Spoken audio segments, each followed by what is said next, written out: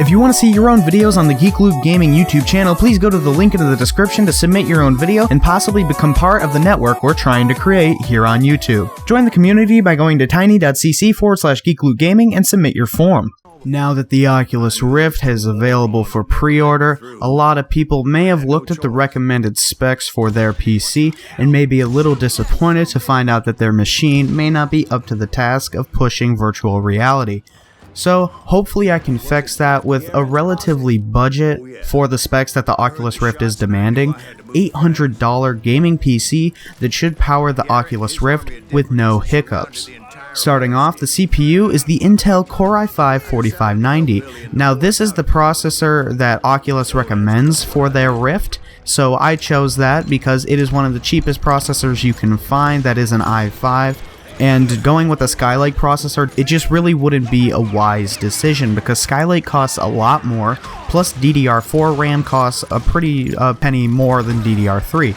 So if they're recommending the i5-4590, I figured might as well go with what they're recommending, or maybe step up to a 4690K. But if you're going to be spending the money on a 4690K, you might as well go with the Xeon E3 1231V3 because that is a better for the price processor, I would think. Anyhow, for around $200, I think the i5-4590 is a pretty good choice. You can't overclock it, so that could save money on our motherboard because we don't have to pick up a Z97 motherboard, and we don't have to pick up a CPU cooler. Speaking of which, the motherboard is the Gigabyte GA-B85M DS3HA. It's a micro ATX motherboard. It has 4 RAM slots. It can support up to 1600 MHz RAM speeds, max memory of 32 GB, and it supports USB 3.0 with having 2 USB 3.0 ports on the back of the motherboard.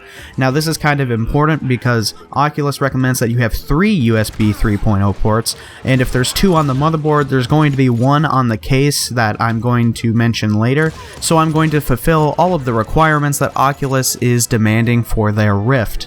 Now, in addition to that 3.0 USB requirement, you also need 1 USB 2.0 port, and of course this motherboard has USB 2.0 ports as well, so nothing to worry about. For the memory, I chose the G.Skill Sniper Gaming Series 16GB kit. Quite frankly, I think 16GB of RAM is so incredibly cheap, picking it up at this point is just kind of a no-brainer. I would recommend 16 gigs over 8 gigs just because it's super cheap. A 16 gig kit can cost around $60 to $70, while an 8 gig kit can cost about $30, and if you look at what RAM prices were about a year ago, what the prices were for 16GB kits were what they were for 8GB kits, so I'm kind of sad that that $60 kit I spent, that was only 8GB, could get me a 16GB kit if I bought it today.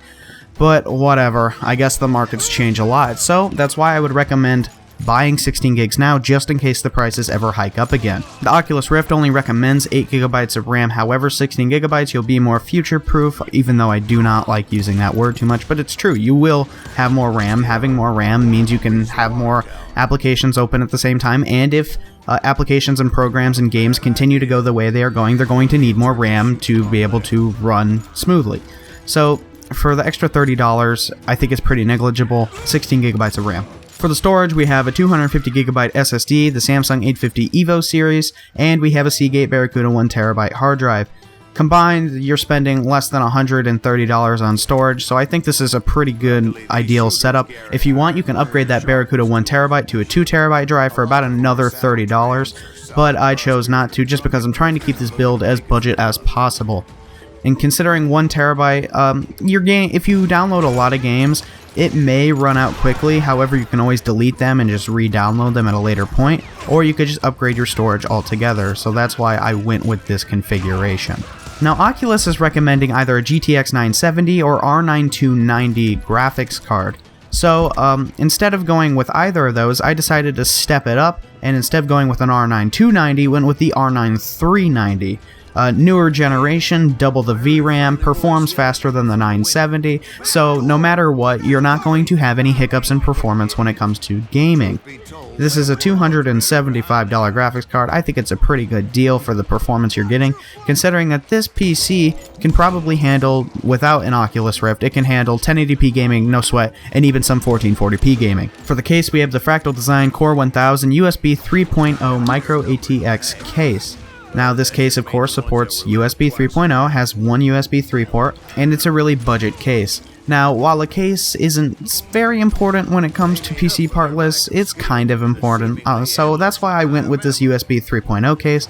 USB 3.0 is becoming more prevalent, however I think USB Type-C is probably going to dominate it sometime shortly. However, the recommended requirements so far for the Oculus Rift are 3 USB 3.0 ports, and this case has one, motherboard has 2 USB 3.0 ports, not to mention this case and motherboard have a bunch of USB 2.0 ports too, so it all fulfills the requirements. And for the power supply, I chose the Rosewill 600 watt 80 plus gold certified PSU, $55 for a 600 watt, and considering that this build uses around 470 watts at load, you're going to be able to overclock a little bit on that graphics card too. You can't overclock the CPU because it's a locked processor by Intel, but hey, what are you going to do? 600 watts for this Rosewill power supply. I wanted to go with a legitimate brand, really good quality power supply. $55, not too bad. And finally, for the operating system, just download the Windows 10 Technical Preview for free. That's it. Go to insider.windows.com. I believe you can download it for free. If not, buy Windows 8 or something for like $10 off of Reddit. It is not that hard to obtain an operating system relatively cheaply. So that's going to do it for me, guys. So if you liked this video, please give it a big fat thumbs up. Subscribe to the Geek Loot Gaming YouTube channel. Also, submit your own gameplay videos, gosh dang it. It's getting hard me just having to make these videos. I would love to see some of your content. I'd love to feature it on this channel if you are interested in that. So just follow the link in the description if you would like to submit your video. Anyway, thanks for watching.